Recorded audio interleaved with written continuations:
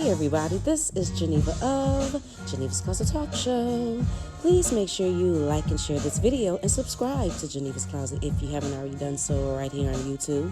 And you can follow me on Facebook at Geneva's Closet. And you can email me at genevascloset22@gmail.com.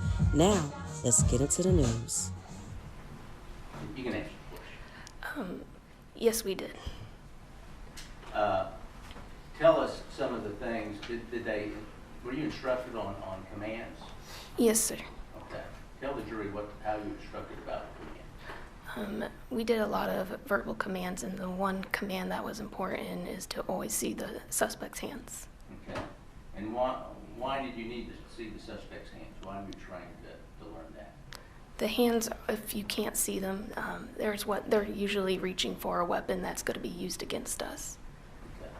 So it was important to find those hands and see them. Yes, sir. Were you instructed on the type of command to give a person when you confronted them in that way? Yes, we were. And what was that command? So let me see your hands, let me see your hands. Okay. Was that taught to you more than once? Yes, they drilled it into us. Okay. Did you receive any training regards to how close, if a suspect should get to you? Yes, we did. And what was that about?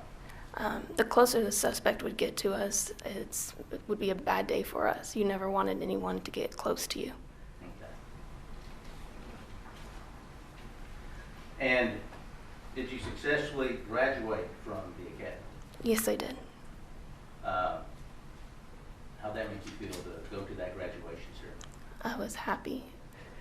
Were your family and friends there? Yes, they were. Okay. Filled out the paperwork for what we did for that night or day. Okay. One of the texts that you sent, Mark Rivera, talked about you being sleepy. Yes, I did. I think it actually says sleepy. Yes, sir. Is that how you felt that day? Yes, I was tired by the end. Okay. As you were walking to your vehicle, and what kind of car do you drive? A white Dodge pickup.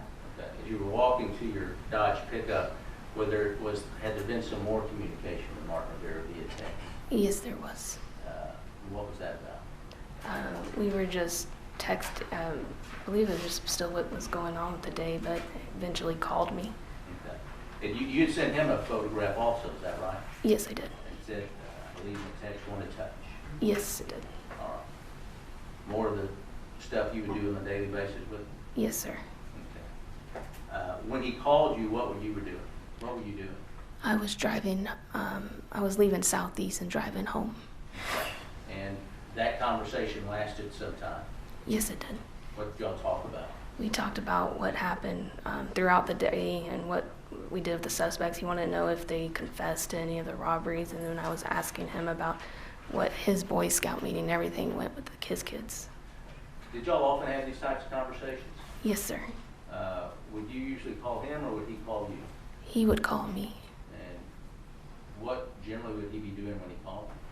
Usually he would just be leaving the gym or a store. Okay. And y'all just have casual conversations? Yes, sir. Okay. Did you call him often? No, I did not. Why not? I knew it was wrong, and I never knew where he was at, so he always called me. He's married? Yes. All right.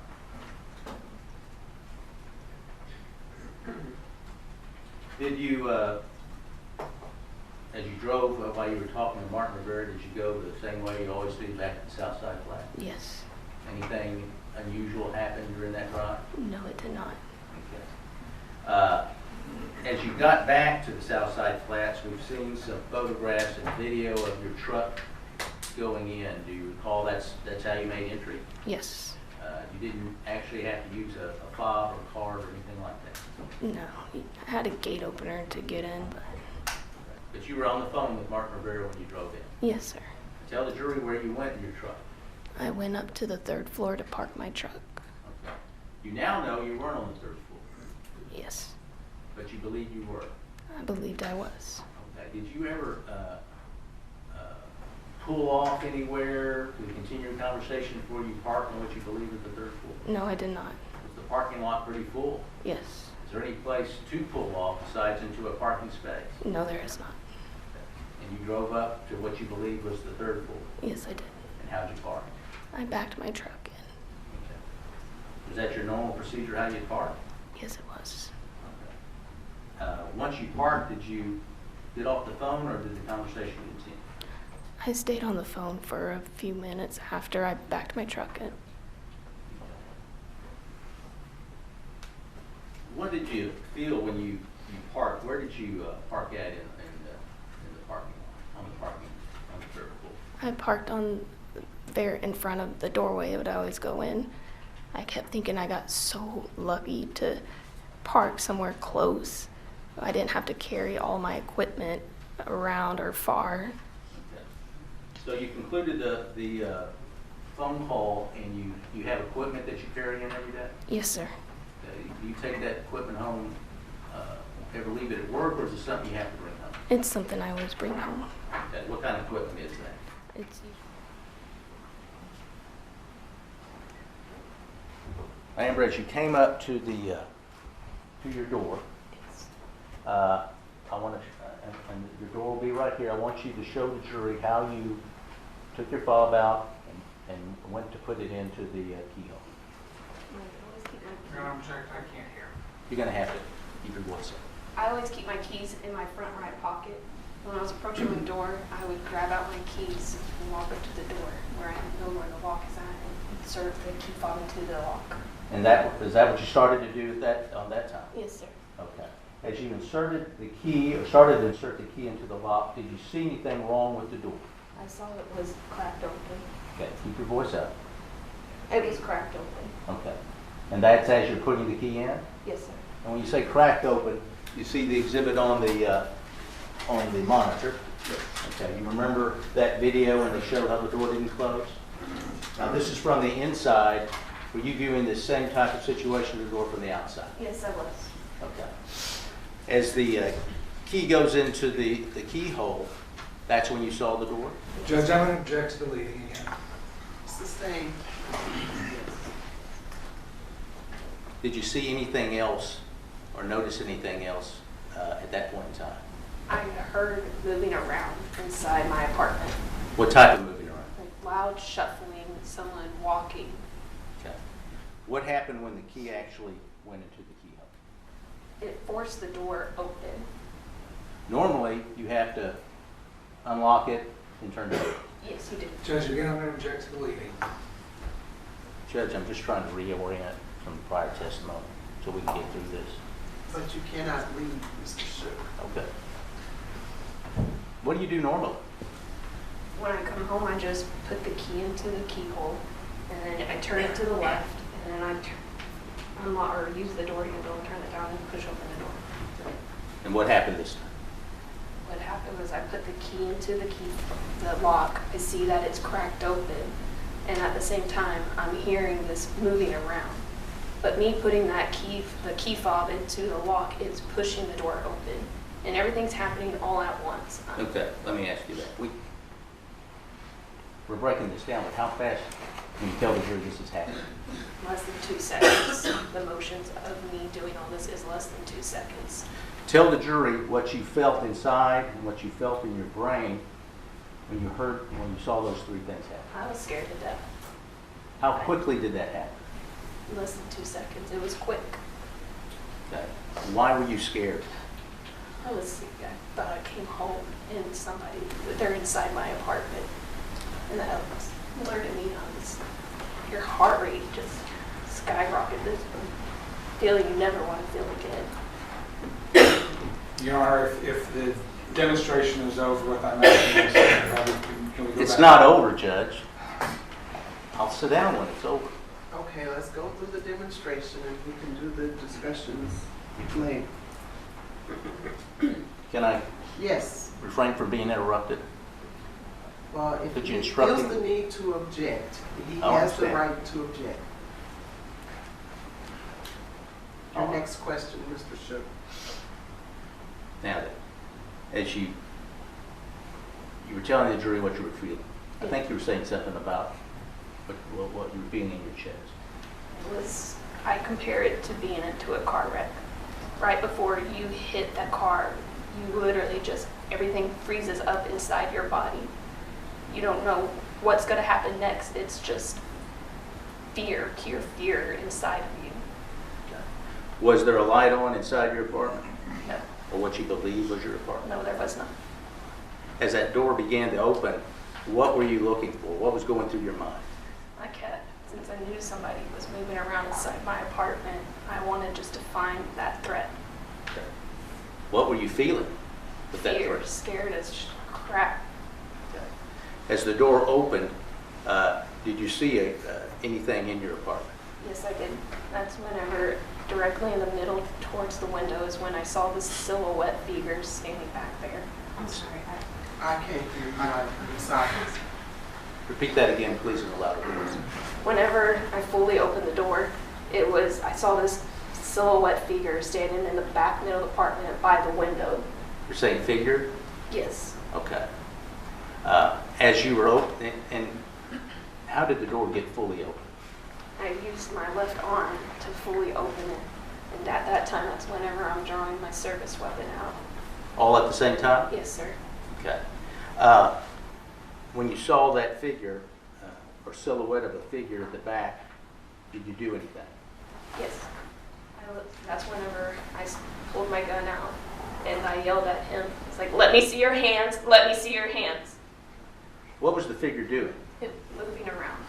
Okay. Did that cause you some concern? Yes. Why is that? I couldn't see his hands.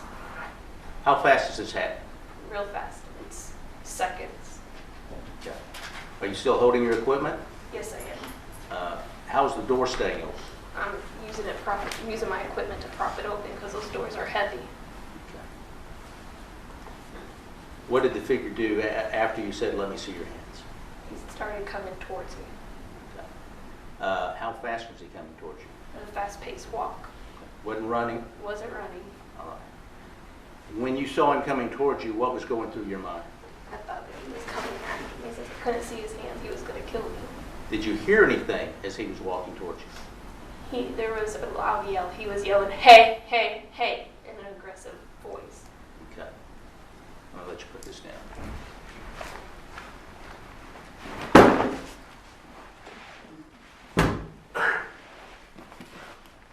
Now, first I want to put you over here. You said you saw this figure against the wall and he was moving around. Yes. Can you just demonstrate for us the manner in which you saw the figure moving He around? was just moving around, just pacing back and forth. Okay. And that's what you saw when you opened the door? Yes, I did. Okay. And then you described what the commands you told it? Yes. Okay. I want you to imagine that you're at, where exactly were you inside the apartment? I was at the doorway. I remember feeling that silver bottom thing on my feet. Okay. So you're at that area, this is the doorway. And we talked about this before, haven't we? Yes, sir. Okay. Now, this general area in here, do you feel that's the area as close as this figure got towards you? Yes, sir. Okay. Do you know the length of your apartment from the front door to that back where the figure was is how far? 30 feet. Okay. And I showed you a mark of this about right here. Yes, sir. Okay. Now I want you to first tell the jury exactly how loud you said, let me see your hands. I said, let me see your hands, let me see your hands. And you had the gun pointed. Yes, sir. And the figure was moving around as you described. Yes, I have my gun pointed, and I'm saying, let me see your hands, let me see your hands. What were you focused on? Him. Just him? Yes. And then he began coming towards you. Yes. And as he became coming toward you, that's when you heard him speak. Yes. Okay. I'm going to do that now, all right? Yes, sir. Hey! Hey! Hey! And that's at that point whenever I shot. Somewhere in this area. Yes. When you shot, what happened? He fell down. Okay. Go ahead and take a seat.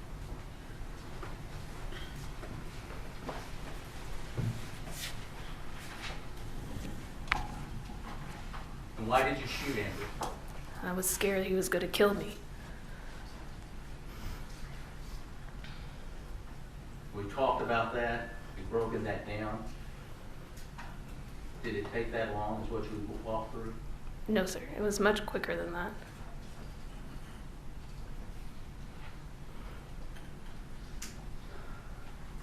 After when you saw the figure, could you tell man, woman, anything like that?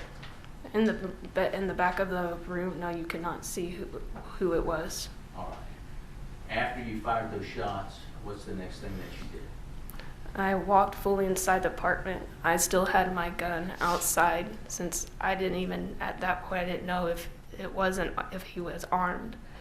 It wasn't to that point when I got to the counter area when everything started realizing that this wasn't my apartment.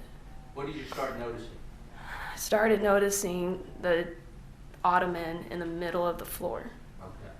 Now, could you see any light in the apartment at this time? I finally saw that there was the TV light was on. Is that the first time you noticed that? Yes, it was. Prior to that, where had your complete attention been?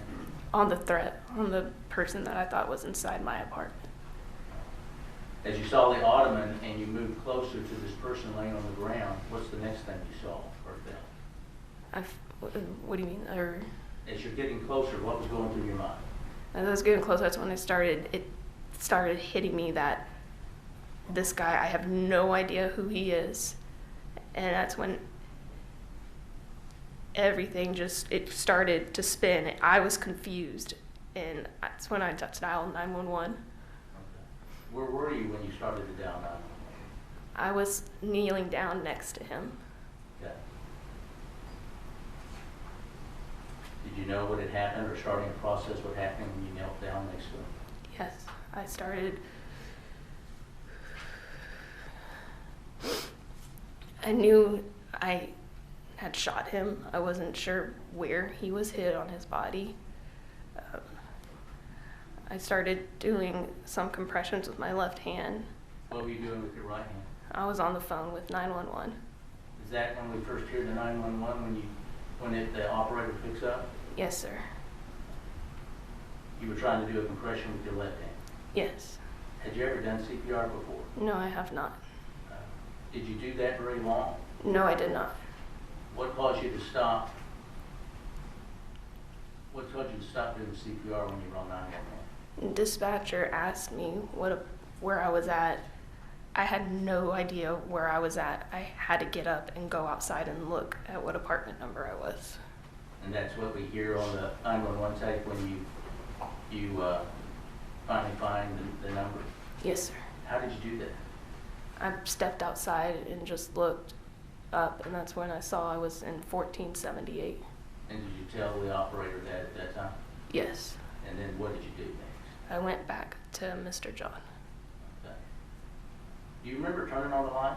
No, I have no idea what part. I had so many thoughts racing through my head. I turned on the light. I have no idea when I turned that light on. Did that happen after the shooting? Yes, it did. Do you know that for a fact? Yes, I do. As you went back in, where did you go next? I went to sit by Mr. John. Okay. Did you start trying to do a compression at all after that? I started to do a sternum rub on him. Okay. What's a sternum rub? I've seen a lot of paramedics do a sternum rub. A sternum rub is usually you use like your fist and you rub the sternum of someone's chest. Usually that wakes up a lot of people who are unconscious and it hurts. Okay. Why did you want to do that? I wanted him to keep breathing. There wasn't, the state he was in, I knew it wasn't good. It wasn't good. Was he conscious at all? Could you tell? He was a little conscious. Okay. We hear things from time to time on the 911 of stay with me, bud, things like that. What are you doing when we hear those things? Do you know? I'm doing the sternum rub on him. I'm rubbing his chest, just trying to keep him there. I want to play that 911 tape for you again, and then I'll have some questions for you, okay? Yes, sir.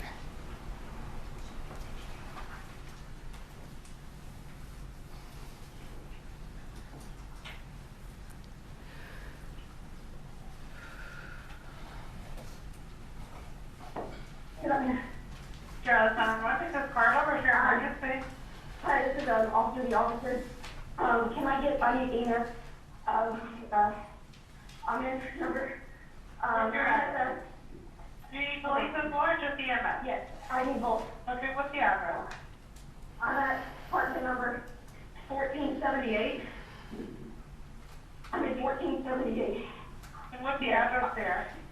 It's 1210 South Lamar, 1478. Yes. What's going on? I'm an off-duty officer. I thought it was in my apartment, and I shot a guy thinking it was my apartment. You shot someone? Yes, I thought it was my apartment. I'm fucked. Oh my god. I'm sorry. Okay, and where are you at right now? I'm in, what do you mean? I'm inside the apartment with him. Hey, come on. What's your name? I'm Amber Geiger. I need to get me, I'm in, Okay, we have help on the way. I know, but I'm with my dog. I thought it was my apartment. Okay. Hey, Matt. Hold on. Fuck. Okay, stay with me, okay? I'm a need supervisor. Hey, bud. Hey, bud. Hey, bud.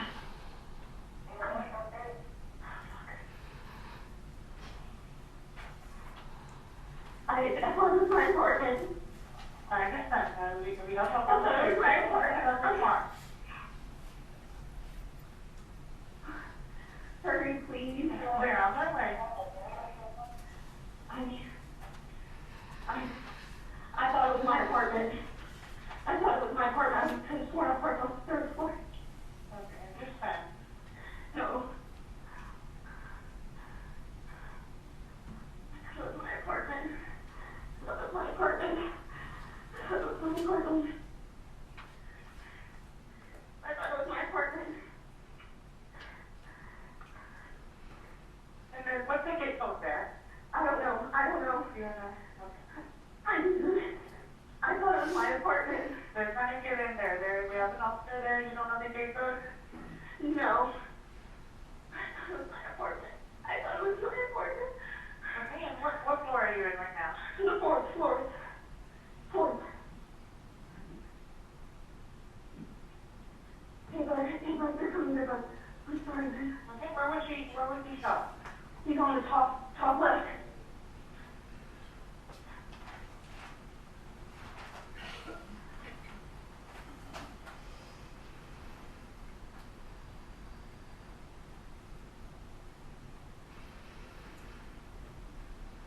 Okay, you're with Dallas PD, right? Yes.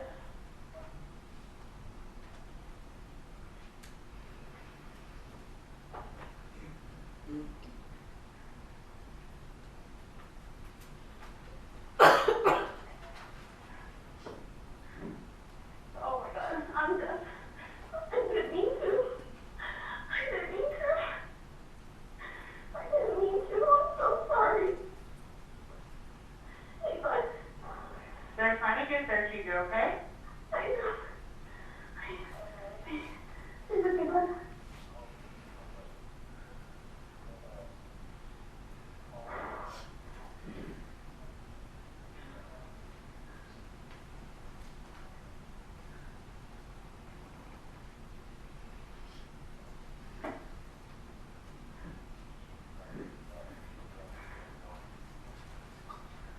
Oh, fuck. They're almost there. They're already there. They're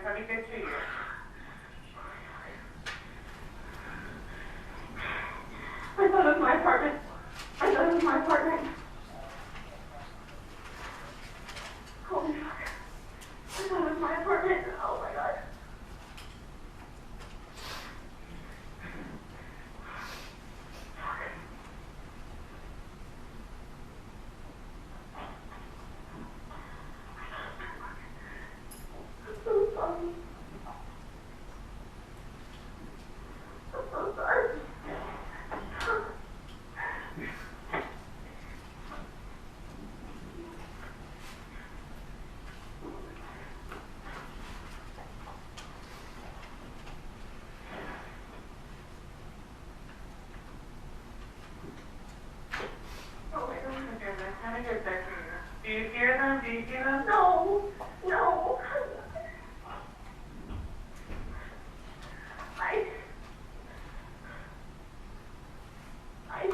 How the fuck did I put that? How did I see this one?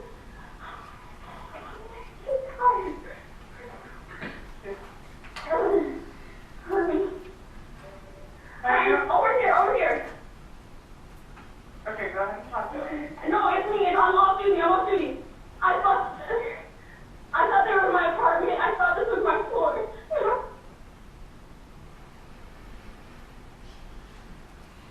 Amber, do you remember everything that you said on that 911 call? No, I didn't. What was going through your mind when you were talking to the operator? I just wanted someone there with me.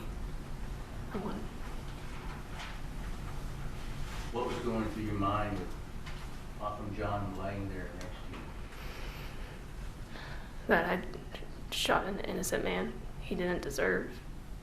I was in my apartment. When you fired that shot, where did you think you were? Inside my apartment. We heard at the end of that tape, officers arriving. How did you know they were there? I could hear their radio echoes, you can hear echoes throughout the hall, and I just wanted them to know where I was at. Those officers came in and had you leave the apartment soon after. Yes, they did. They told me to get out. And officers, Valentine told you to leave eventually the area. Recall that? Yes, she did.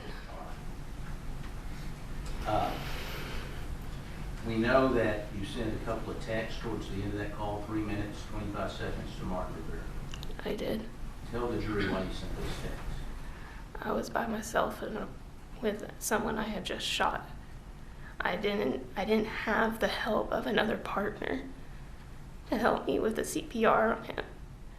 I was alone with him, and that's the scariest thing you can ever imagine. I just wanted help. I wanted someone there, and he was the first one, my partner I trusted, that I could know he could be there for me. After you left the apartment, officers arrived. Did you cooperate with the investigation? Yes, I did what I was told to do. Did you gave blood? Yes, I did. Your uniform? Yes, I did. The next day, you can speak with Ranger Armstrong. Judge, I object. That question violates the motion in limine and this court's very clear instructions. Sustain. Can we approach the bench, Your Honor? Yes. Entered your mind at all?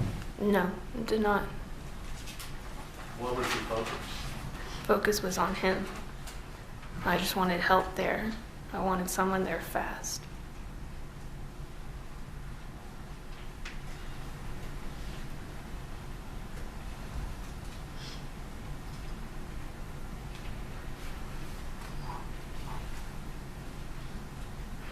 You loved your job as a police officer. I did. What did you love about it? Judge, I object to relevance. Sustain.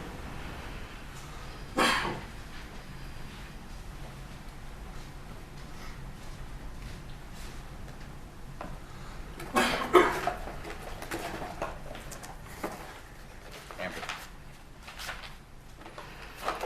when you pulled your weapon at night and you fired, why did you fire?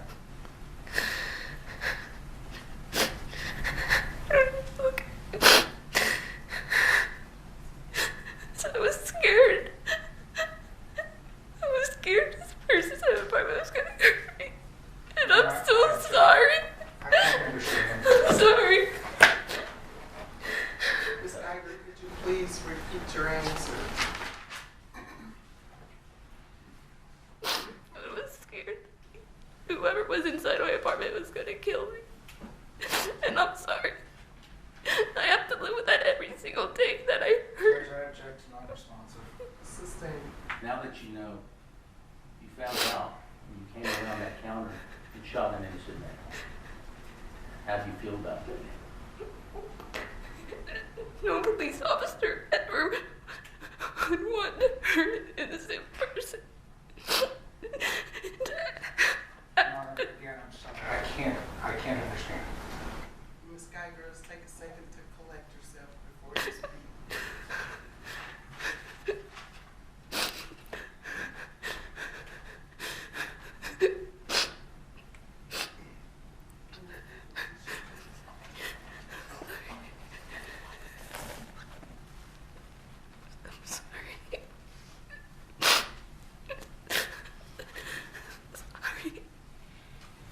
Ready?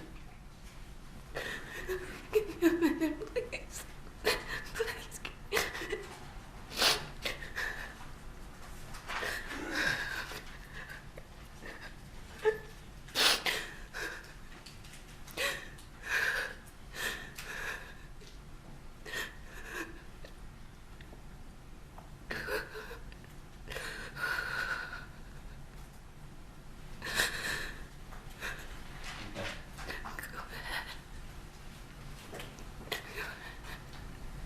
How do you feel what you did, Mr. John? I feel like a terrible person. I feel like a piece of crap. I hate that I have to live with this every single day of my life.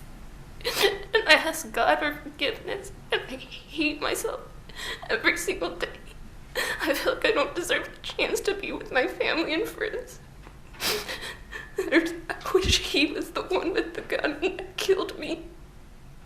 I never wanted to take an innocent person's life. And I am so sorry.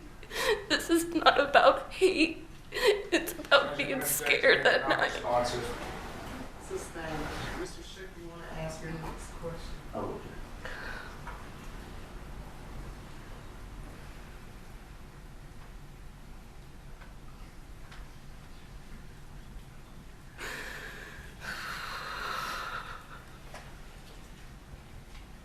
In your bags, the pack that you had, there was various bandages, things like that. Do you recall that? I knew they put them in there a while ago. Did you ever think about even using those during this incident? No. I was panicked. I was panicking.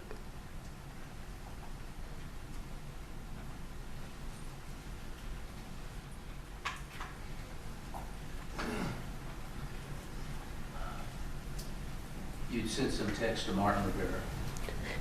Yes, I did. Did you delete those texts? I did. Did that happen that night? The next day? When did that happen? It happened very... I deleted them. I was ashamed I was in a relationship. I was in a relationship with him. It's embarrassing. Had you deleted his text before? Yes, I have. Is that your normal routine? Yes, it was.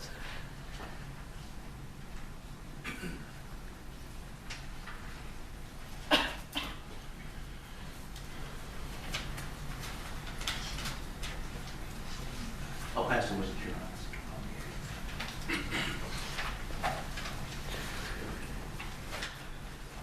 Just one moment, Carl. Yes.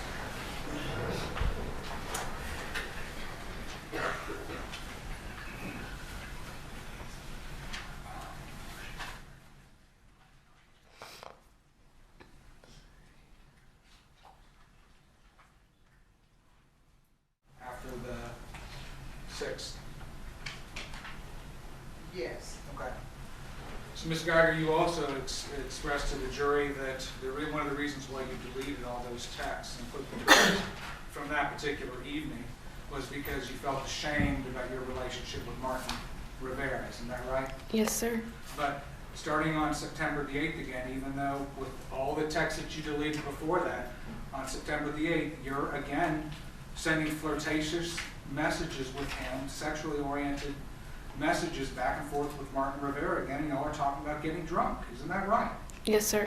So, I mean, how long does this remorse on your part of this feeling about that what you've been doing is wrong, how long did that last? A day or two? It's lasted every day. So as this family is thinking about having to bury their son and their brother, 2 days after the event, you are already going back to talking about getting drunk and doing sexual things with Martin Rivera. Yes, I did.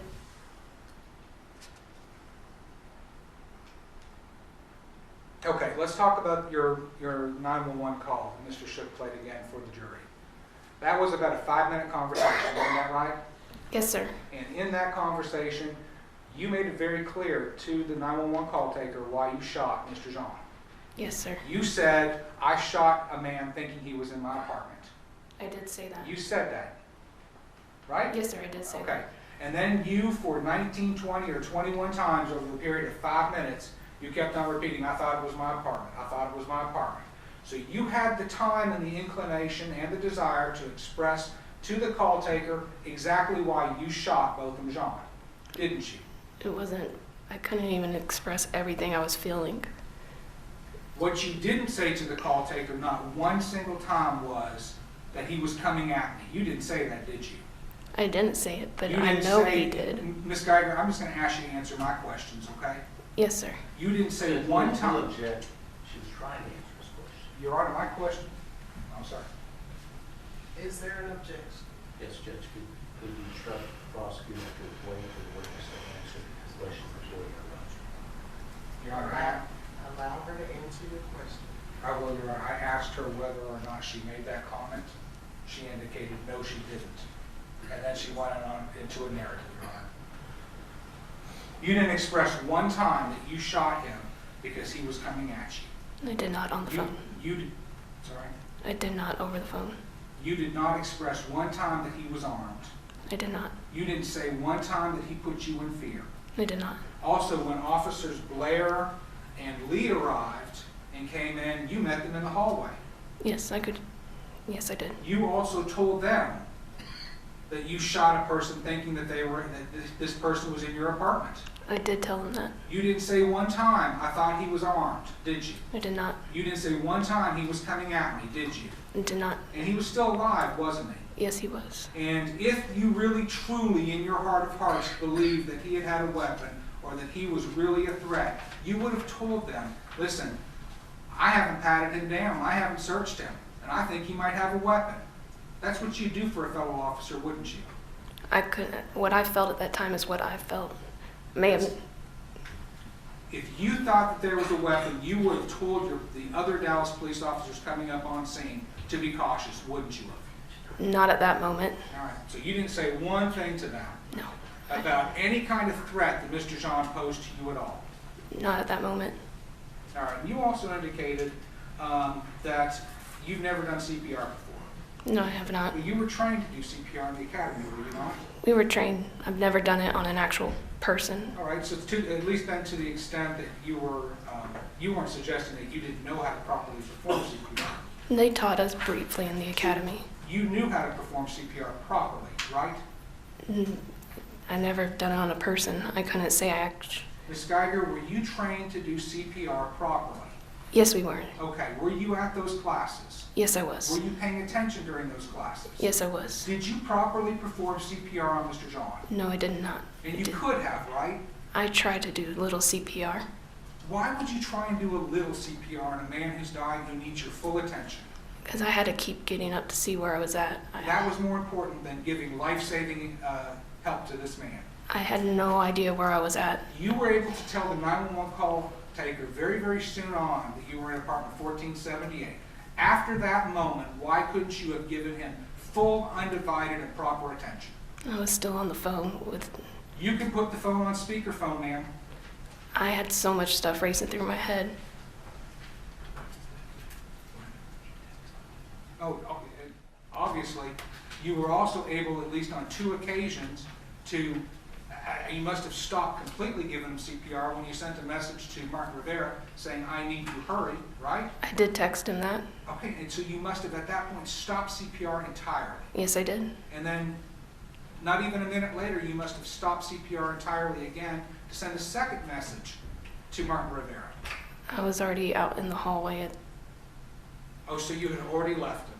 That's whenever they told me to leave, the officers. So that's, no, ma'am, I'm talking about at 10:03 p.m. Mr. Lee, Officer Lee, and Officer Blair didn't arrive until almost 10:05. Yes, I do remember that. Like, whenever they showed me, I sent those text messages. At 10:03 p.m. and at 10:02 p.m., you sent messages, text messages to Martin Rivera. Yes, I did. Text messages that would have required you to have put the phone in a place where you can see it, and you used your fingers to write out the words, "I need you, hurry, ... right?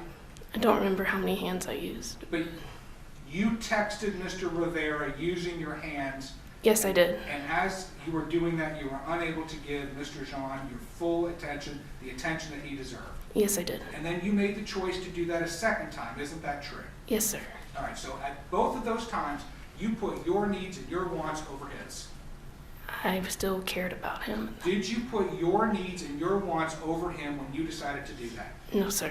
All right, and then you went out into the hall, you left him alone. When I heard the officers coming, I stepped outside. So you decided to do something other than continue to give Mr. Jean life-saving measures. I wanted somebody there fast to get him You're not help. going to answer my questions, are you? Yes, sir, I am. When you went out into the hall, you did that because that was what you chose to do, even though you knew you should be giving that man life-saving treatment. Yes, sir. You didn't know that he was going to die. I mean, you knew he was in really bad shape, right? Yes. You didn't know at that moment in time that you'd actually shot him and severed his ventricle from his heart. You didn't know that, right? No, I did not. In those moments, you know as a trained officer just how critical it is to make sure that you give life-saving treatment as fast and as proper as possible so you can maximize their ability to survive. You know that. Yes, sir. And yet, despite knowing that repeatedly, you made choices and decisions that suited you more than him. No, sir. You also indicated that you had done CPR, but yet there's no blood anywhere on your uniform or on your shoes. There is not.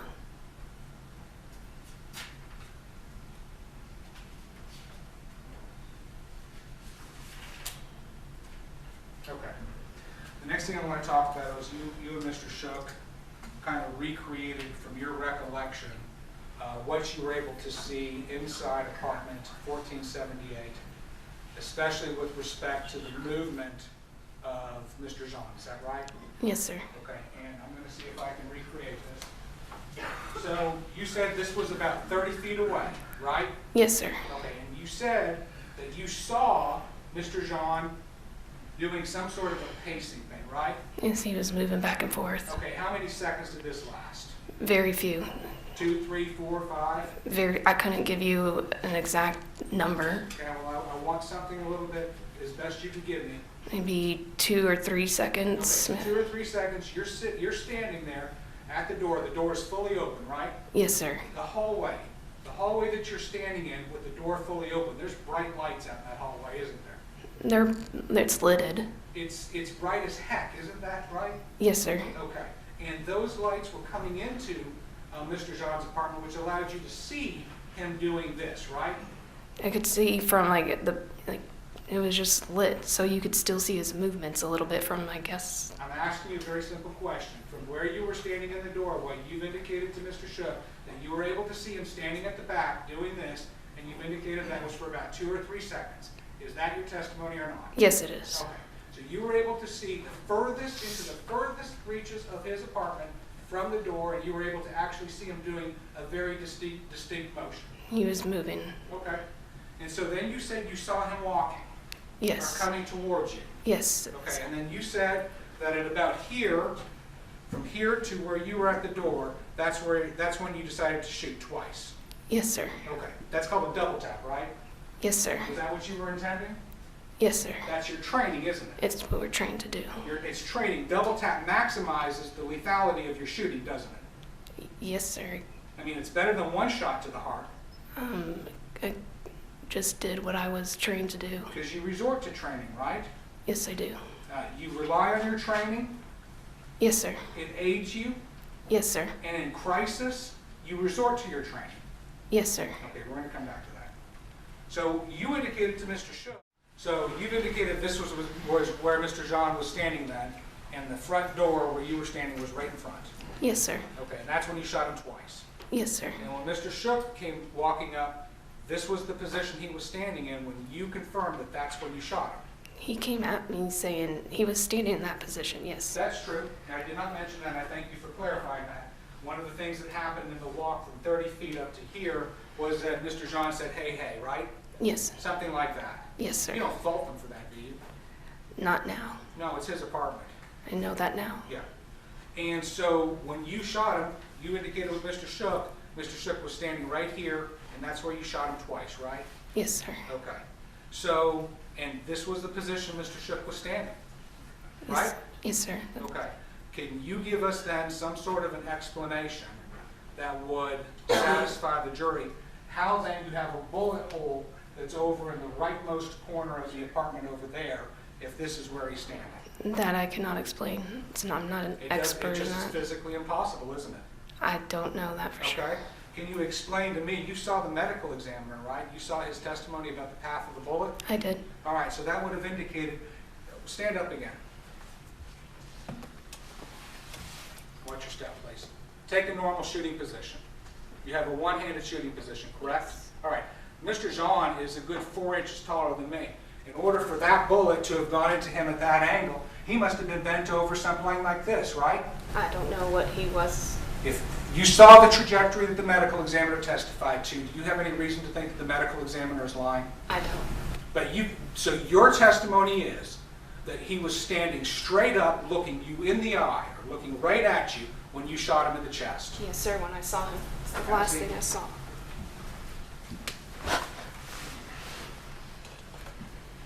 So you were looking that man right in the eye when you shot him in the heart?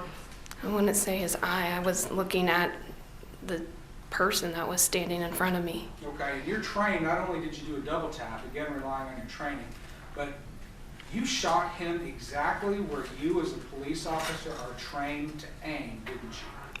Yes, that's where we're trained. Were you trained to shoot a human being? Rephrase that? Where are you trained Oh. to shoot a human being? In the center mass. That's right. And you're trained repeatedly when you qualify to shoot at an individual's center mass if you wish to stop them. Yes, sir. All right, and you know what a bullet is, don't you? I do. So you knew when you were shooting that gun that you were using deadly force against Mr. Jean. Yes, it was a threat at the time. Ma'am, will you answer my questions, please? Yes, sir. When you shot at Mr. Jean, you knew you were using deadly force against him. Yes. You know what a bullet can do, don't you? Yes, I do. And when you shot at him twice, you intended to kill him. Yes, sir. All right. So all this stuff about it being a sad mistake, at the moment in time when rubber meets the road, when you pulled that trigger, you intended to kill Mr. Jean. He was the threat. Yes, sir. Will you answer my question? When you aimed and pulled the trigger at Mr. Jean, shooting him in center mass exactly where you are trained, you intended to kill Mr. Jean. I did.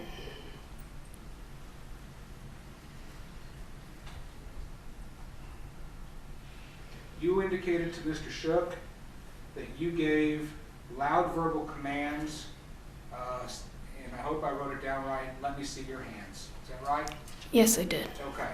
And in court today, you've been somewhat soft-spoken, but I know as a police officer, you have an outside voice, don't you? I do. All right. So when you say and you give loud verbal commands, your loud verbal commands weren't like you told this jury today, were they? They were loud. I told him to let me see your hands, let me see your hands. Okay. Why don't you really tell them how a police officer gives loud verbal commands when they really want compliance? Judge, you object to relevance as to how a real police officer tells them. You said a real police officer? I can rephrase if you want. Please rephrase. As a police officer, when it really matters, how do you give a loud verbal command? In an authoritative and clear voice. You would have said, let me see your hands! Let me see your hands! Right? It would be a loud voice, That's yes. right. Not like you showed them earlier today. You would have been almost screaming that at him, wouldn't you? I didn't scream it. All right. But you're saying that that happened at the threshold of the door with the door open, right? Yes, sir. So you're actually partially in the hallway. My yes, I guess you can say that. Okay? I mean, you're not fully in the apartment and you're not fully in the hallway, you're right in the middle, right? Yes, sir. You understand that neighbors say that they can, all the neighbors that testified along that hall who are closest to Mr. Jean, Yes. the people that live, I mean, the ones that we call as witnesses are the ones who live across from him, next door to him, the closest as we could find possible of 300 people that live there, right? Yes, sir. Not one of them heard you say that. I can't tell you why. Well, it's because you didn't say it. Not true, sir. I want to talk to you now about the decision before you actually went in. So, again, I want to go over what you told Mr. Shook, okay? You said, and I'm going to use this again as the door to 1478, all right? You said it was slightly ajar and that you noticed that, right? Yes, sir. And you said that you put the key in with your right hand. You noticed the red light blinking, didn't you? No, I did not. Okay. But when you did that, the door, even though it's weighted and it's going to close on its own, pushed open a little bit, didn't you?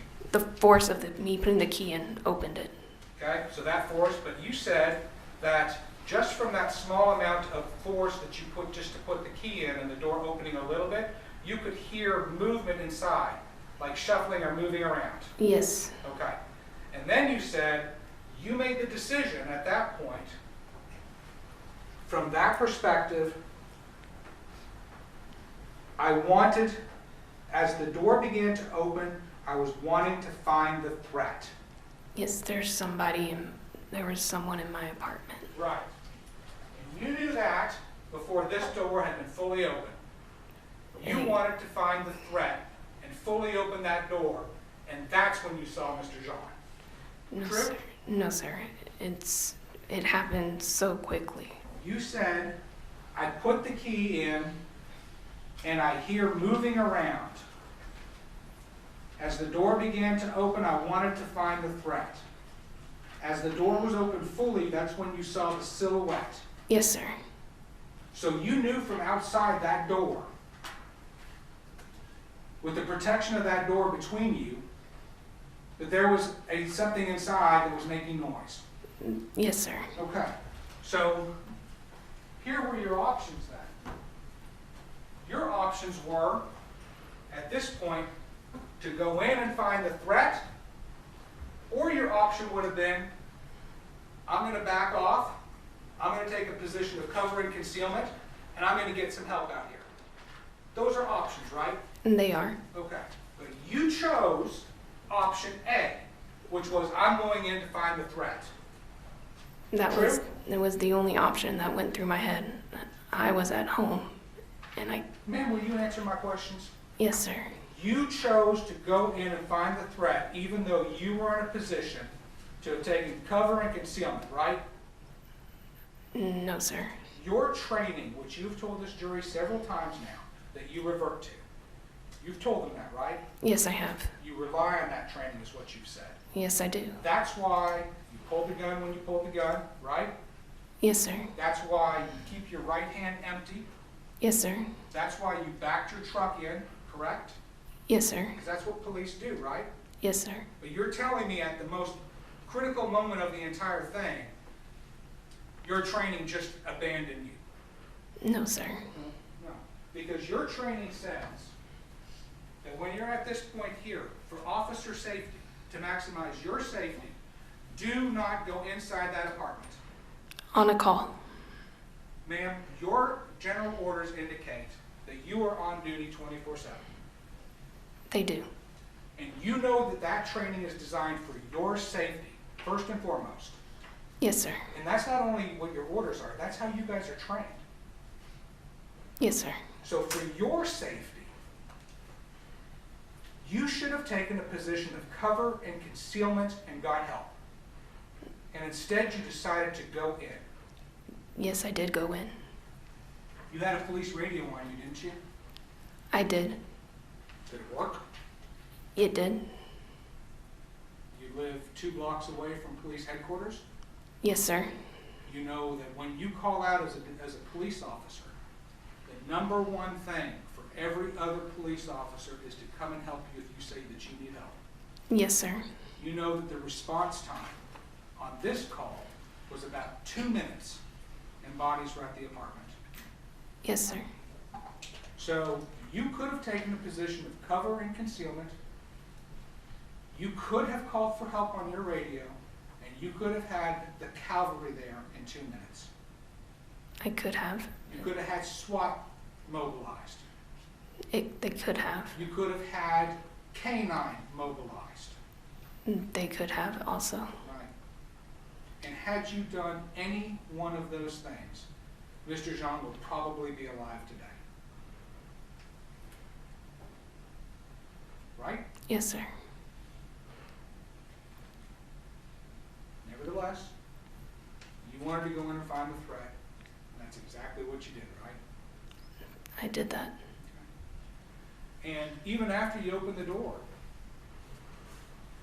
even though you had all those options before the door was fully open, even after that door was opened, you've told the jury 30 feet away, you're seeing Mr. Jean at the furthest back point of his apartment doing some sort of a side-to-side motion.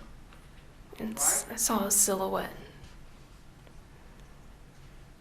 I'm going to ask it again. From the door, you've testified that you could see Mr. Jean doing a side-to-side motion. Yes, sir. Okay. And then you've testified on this cross-examination that you watched that for, I think you said 2 or 3 seconds.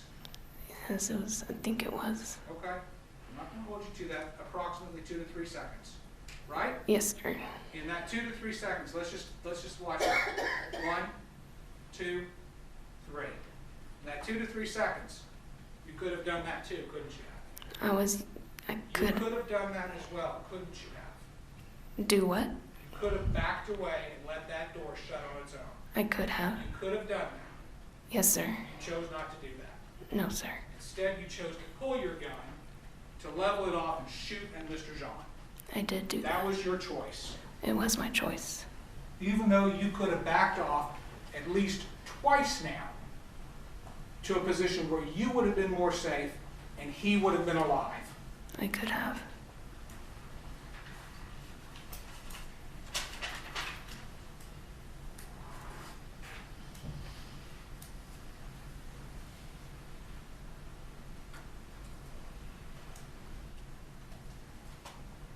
So you indicated, Ms. Geiger, that your conversation with Mr. Rivera that particular evening was innocuous, of no consequence, it was just banter. Yes, sir. You indicated that, in fact, you didn't pull over once you entered your parking garage, that you drove up and parked in that space where we see your pickup truck on the 4th floor. I did not pull over. Let me just ask the question again because I just want to make sure I understand it. Are you telling this jury that when you entered the parking garage, you drove all the way from the gate up to the 4th floor, backed in just as we see your pickup truck? I did. Okay, without making any kind of stops in between? No.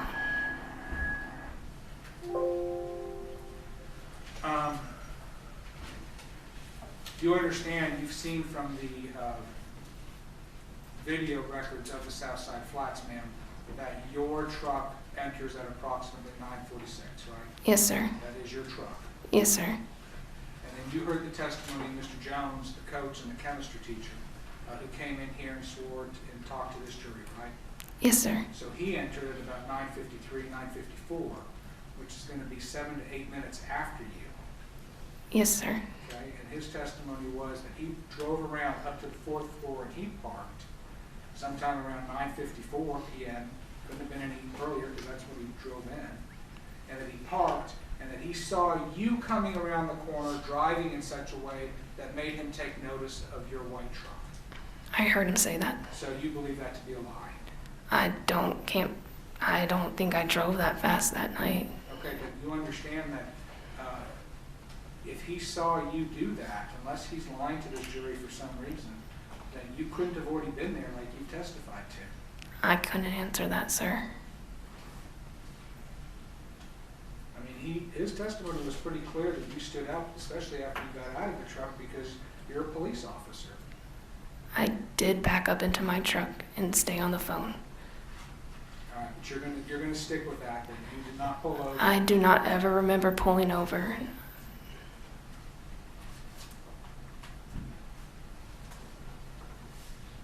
You said that another thing in this conversation that you were having, Mr. Rivera, because it was a rather long one, right? 16 minutes and 44 seconds. That was a pretty good conversation. Yes, it was. Y'all were talking about, the arrest that had happened, that he was part of, that the part, I guess, after he had left is what you all were talking about for that period of time.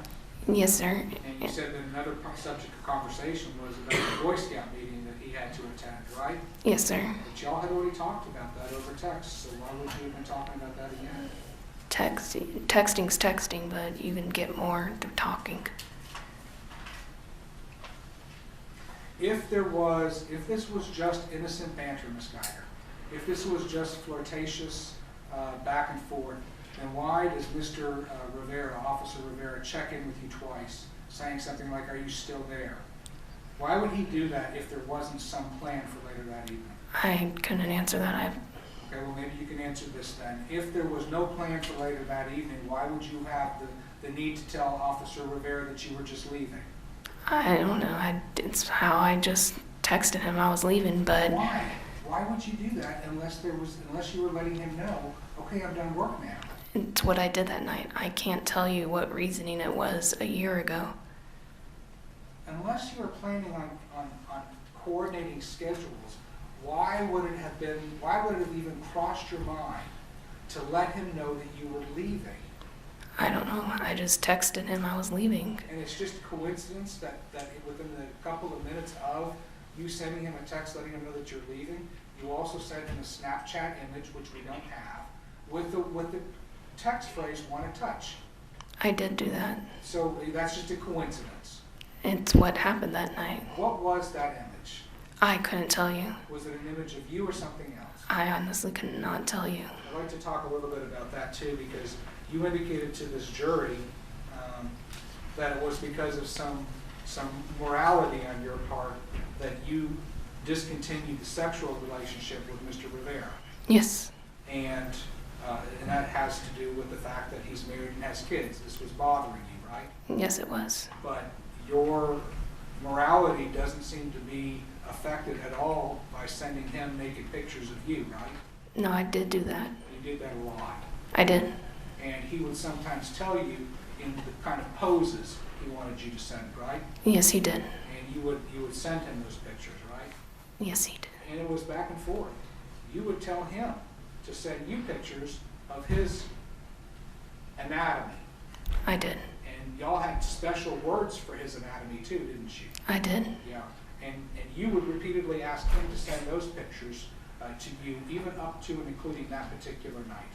I did. So your morality, your moral code, I guess out of respect to Mr. Rivera's wife and his kids, puts sex off limits, but anything else is fair game. I did do that. All right, so it's your testimony then that even though there was no intent for you and Mr. Rivera to meet up that night, you were nevertheless not going to just go home and crash. You were going to go work out.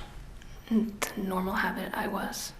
Ask it again. Was it your plan to go home and work out? Yes, it was. So your plan was after your shift, you were going to go home. I guess you were going to change, and then where is it that you work out? At the 24-hour fitness. Right. And is that within walking distance, or is that a good drive away? It's a drive. It's downtown Dallas. Okay. So your plans were you were going to go home, you were going to go to your apartment, you were going to get changed, you're then going to leave your apartment, you were going to go back to your truck, you were going to get in your truck, drive to the gym, and have a workout.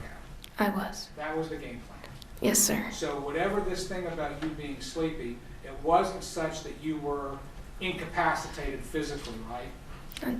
No, I wasn't completely drained. I just wanted to go work out. I mean, you wouldn't have been driving on the streets of Dallas if you were going to be running over like pedestrians or hurting people, right? No, sir. So you had your wits about you, right? I was still awake. You were talking earlier also, let me see that email behind. So they were doing moisture testing that week at your apartment, correct? Yes, sir. And you received an email from the staff at the apartment complex.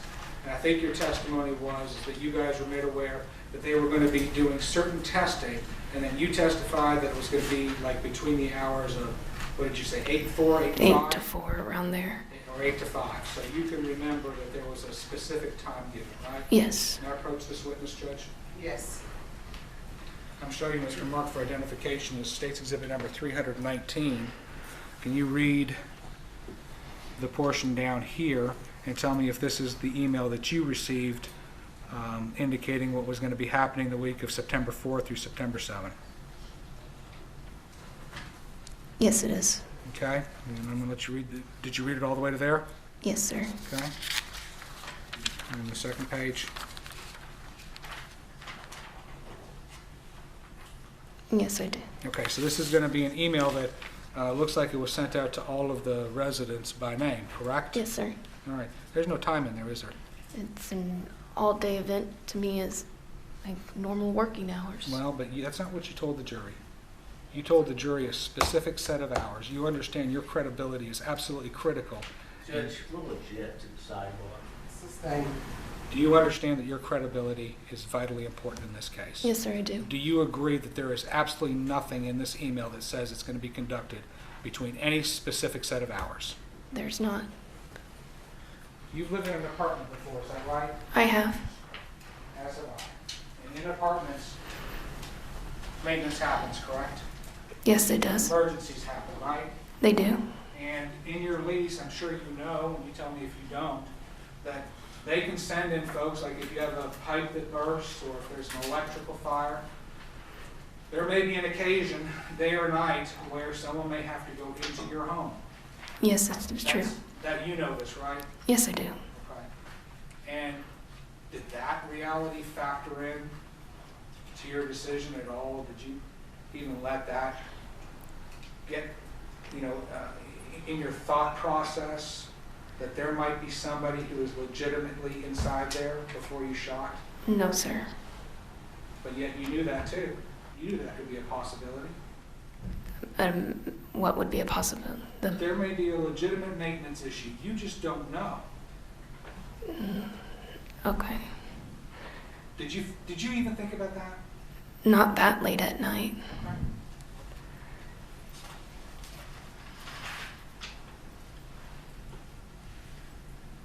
Okay. You also, in your testimony with Mr. Shook, indicated that you were concerned about some of the crime, because you do a lot of background research, right? Yes, sir. And you had been concerned about some of the stuff that was going on at the Southside Flats, right? Yes, sir. That would be an additional reason, though, for you to be even more vigilant and observant, correct? You could say that. I mean, Ms. Geiger, are you aware that you've got over 3,250 training hours? Yes, sir. You are not like a regular citizen like me. You've got thousands of hours of police training, right? Yes, sir. Your job requires you to be observant and aware of your situation, right? It does. And as a matter of fact, your job with CRT, the interview position, the only reason why you could be there is because you showed an acumen and a skill for things like observation and situational awareness. Yes, sir. Right? Yes, sir. When you were talking with Mr. Shook on direct examination, you had indicated, that this place here caused you some concern because of all of the bad stuff that was going on, right? I did. Do you remember having a conversation? Do you know a person by the name of Chamberlain? Yes, sir. All right. Do you remember having a conversation with Chamberlain by text on August the 21st of 2018, where he asked you, how do you like your new place? I do not remember that, Can I sir. approach the witness? Yes. All right, Ms. Geiger, would you take a look at this text exchange and tell me if this helps refresh your recollection with Mr. Chamberlain?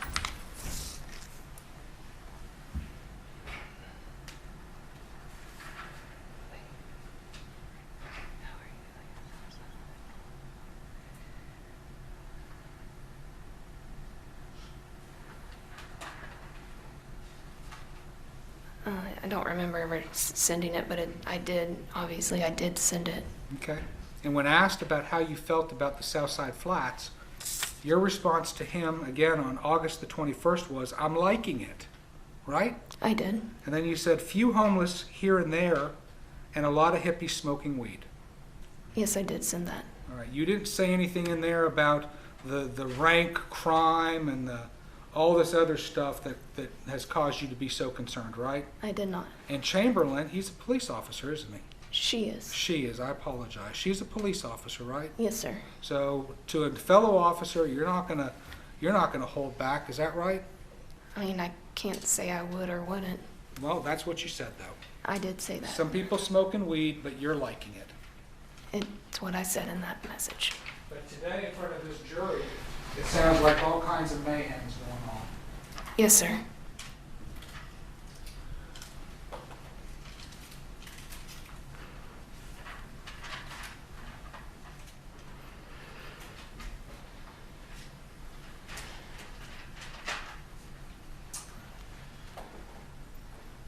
You remember when you were testifying on direct with Mr. Shook, on a couple of occasions, you indicated that you wanted to become a police officer because you wanted to help people. Yes, sir. And then a second time, you took the opportunity to tell Mr. Shook that becoming a police officer was important because you could help people, right? Yes. Right, Sergeant Valentine's video, as she's about to move the car towards you while you're standing underneath the carport. You're aware that these particular in-car videos capture two perspectives, right? You have the perspective from the car looking out right now. Is that a yes? Yes, sir.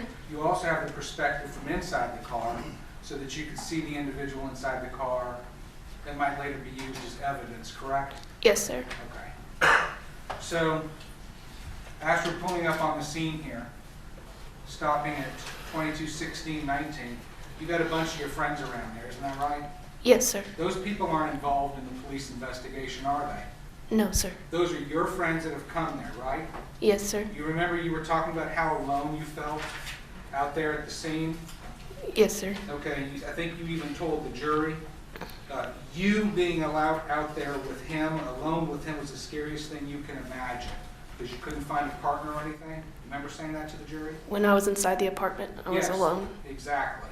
That's the scariest thing you can imagine, right? Yes, sir. All right, can you imagine Mr. Jean's perspective, an intruder barging into his apartment, somebody on the other side of that door being you, going in with the purpose of finding the threat and taking care of it, and then having been shot and fallen and being alone in that apartment? Can't you imagine that being a little bit scarier than you just being alone at the moment? Yes, sir, I can. So that would probably be the scariest thing you can imagine.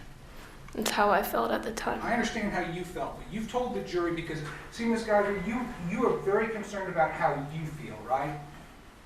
No. Can you imagine what that man felt? That's what hurts. And So let's look at this video, State's Exhibit number 10. That's all your friends that have come there for your comfort, right? I didn't ask them to come. That doesn't matter to me. They're there for your comfort and you're taking advantage of it. No, sir. All right. I'm going to play this.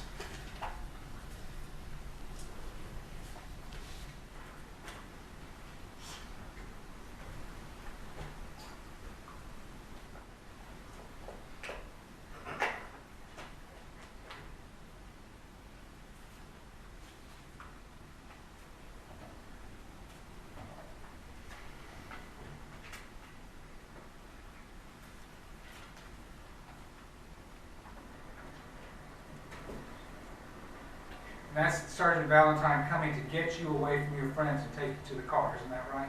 Yes, sir. Because you should be taken away from everybody, isn't that right? You should be in that car. Yes, sir. All right, I'm going to change it now so we can see you inside the vehicle, all right? You want to keep it rolling? Yeah, keep it rolling. Okay. There, whatever you do. Okay. All right, so that's you talking, right? Yes, sir. You're not crying like you are today. You're asking her, should I keep this thing rolling? What are you talking about? It's a in-car video. Right. So you're talking normally, and you say, should I keep this thing rolling? Yes, sir. Okay, and Sergeant Valentine tells you, yeah, keep it rolling, but just don't say anything, right? Yes, she does. Okay.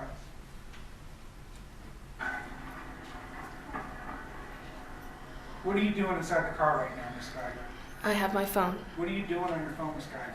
I don't remember exactly what I was doing at that moment. Then you get out of the car, you go back over to your friends, don't you? I don't remember where I go to.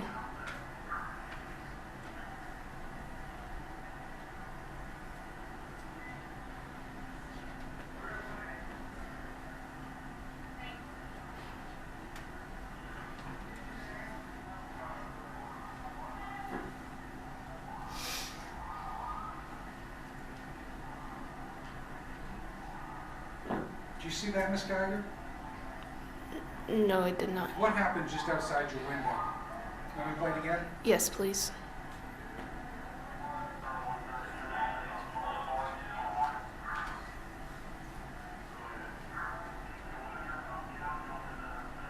I want you to look out the window of the car door when you get back in and shut the door. I mean, there is a reason why you went back into the car, isn't there? I don't know. Okay, look what's happening just to the left outside that window as you get in and shut the door.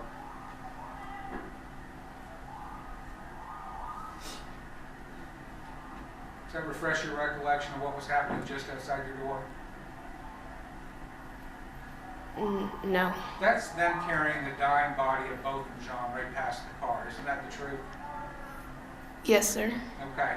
And what made you get in the car was them bringing the body down and walking right past you. Isn't that right? Yes, sir. All right. Then I'm going to watch it one more time. Mr. Jean is lying on a stretcher being carried by paramedics, right? Yes, sir. You can see what you've done.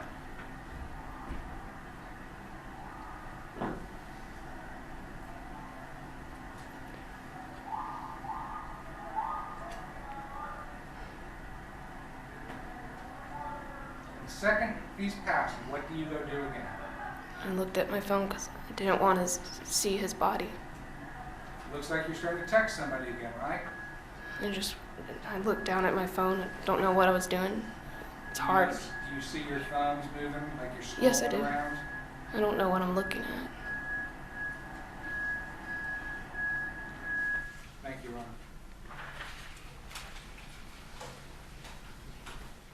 I would like to know how you all feel about this situation, and while you are letting me know, could you please like and share this video and subscribe to Genevas Closet if you haven't already done so right here on YouTube. And you can follow me on Facebook at Genevas Closet, and you can email me at genevascloset22@gmail.com. You all have a fabulous day, and I will talk to you later. Bye.